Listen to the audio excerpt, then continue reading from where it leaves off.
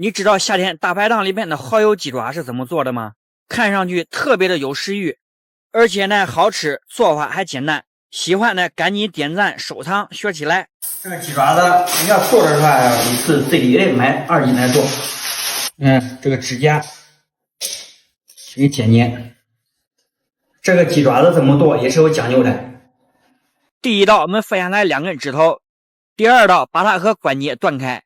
关节呢，我们先用刀尖顶住它的后根，轻轻的向前推，让这个后根扎在这个刀上面，然后轻轻的向下一剁。这样呢，一个鸡爪就分为了4瓣。剁好的鸡爪一定要加清水，给它给洗干净，里边的血沫子全部洗干净之后，再用这干净的清水泡半个小时。煮的时候呢，锅里面的水多放一点，冷水下锅，烧开以后将上面的浮沫全部打捞丢掉不要。放2个姜片，3根小葱。煮鸡爪子千万不要放酒，正确的方法是放白醋，才能更有效的去腥。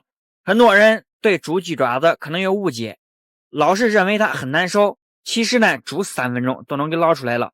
放在冰水里面过凉，过完凉以后一定要放在漏勺里边，给这水给它给控干干的。记住了啊，下面是配方来了哈，2斤鸡爪子放2百克蚝油，再来1百克的李锦记蒸鱼豉油，30克的绵白糖，还有10克的味精。